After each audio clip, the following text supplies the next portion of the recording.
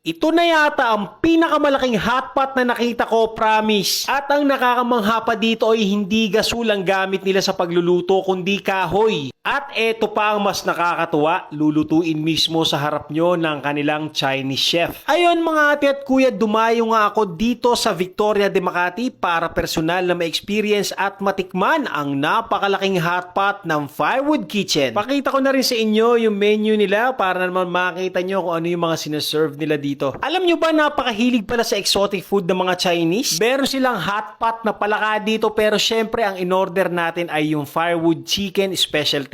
Good for 5 persons na to for only 1,680 pesos. At eto pa, share ko na lang din sa inyo yung chicken na ginagamit nila, hindi yung normal na chicken na nabibili natin dito. Tawag sa manok na ginagamit nila ay Rhode Island Red, isang American breed na domestic chicken na sarili na nilang breed dito sa farm nila sa Pilipinas. Tapos yung sauce nila ay homemade na gawa mismo ng kanilang Chinese chef na ang ingredients ay galing lahat sa China. Ibig sabihin lang nito ay talagang Chinese food or Chinese hot pot yung isa-serve nila sa'yo. May ask, what's this one? It's a vinegar sauce. This is sitaw, chili, pulayo, and garlic, bawang, green chili. For someone who really love the spicy, it's a super spicy, advanced spicy. Grabe, magdudugo na ilong ko dito. Joke lang. Nabulabog tuloy yung natutulog kong English. Chef Mike, I'm really curious about this. Why do you use firewood instead of gas? There's a saying, wood is a very old school style, way, traditional way of cooking, and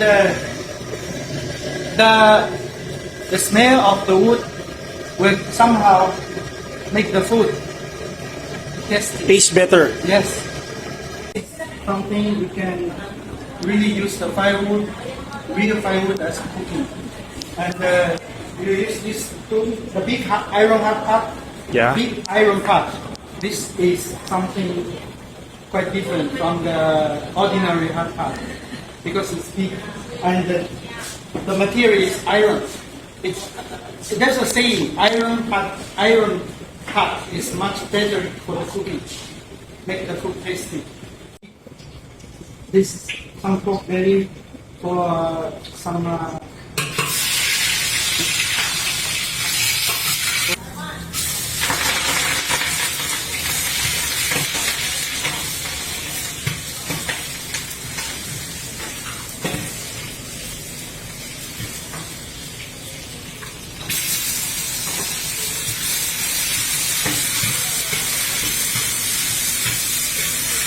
This is the hot base, hot pot base.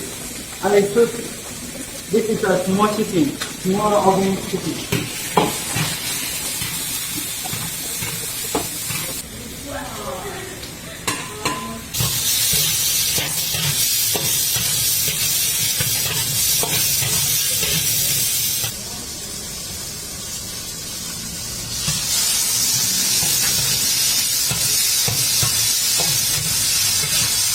The point for the cooking is you have to fry the chicken enough time so that the water will go out from the meat, so it will make it dry.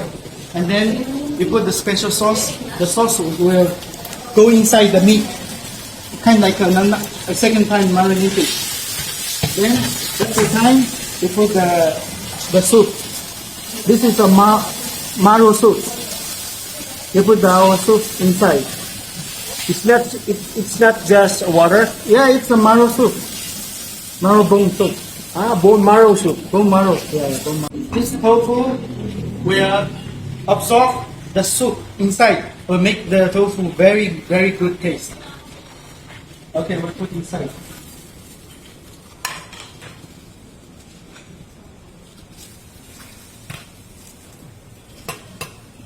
So now it's time to cover for 20 minutes.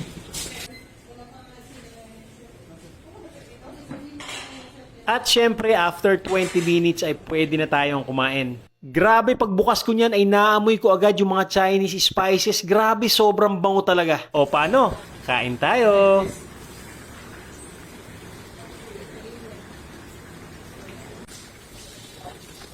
It's delicious. Alam nyo yun, yung sabaw pa lang ang natitikman ko pero sarap na ako, promise. Subukan natin tong... What do you call this, sir? Fish tofu? Fish tofu. Fish tofu. Yeah. Let's eat with Sir Mike. Hello, Sir Mike. Hello.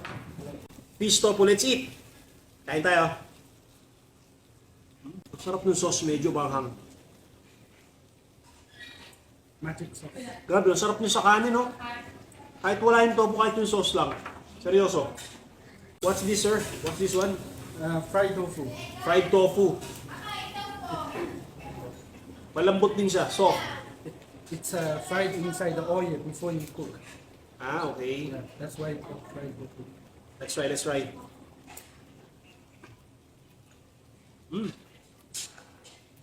Try naman natin tong ano, Yeah. fingered tofu. Finger. Finger. Fingered, fingered.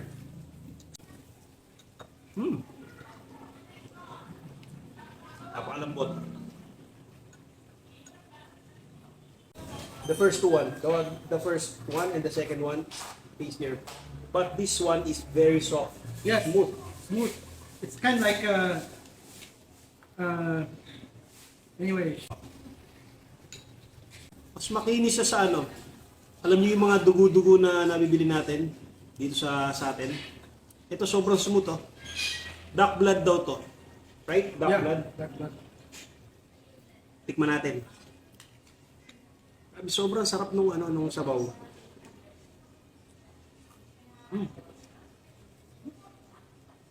Smooth also. Very smooth. Yeah. It's like jelly. Yeah. I like it. Try the organic chicken. Ah, okay, chicken. Organic chicken. It's different from the white chicken. Try naman natin yung organic chicken nila. Pinakasama dito sa hot pot. Ito yung pagkakaiba ng chicken nila, talagang palaki nila to sa farm. And American chicken to, hindi to yung local chicken natin dito.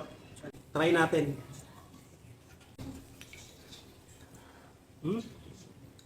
Yung chicken meat niya, para sang yung meat ng ng local na chicken natin dito. Hindi siya ganun kalambot. Sarap ng sabaw, ang sarap ng sauce nila. Promise. Ayon mga ate at kuya, sa mga gustong mag-try ng kanilang napakasarap na hot pot, napakadali lang nilang hanapin. I-Google Map nyo lang, Victoria de Makati or Firewood Kitchen. Tara, kain tayo!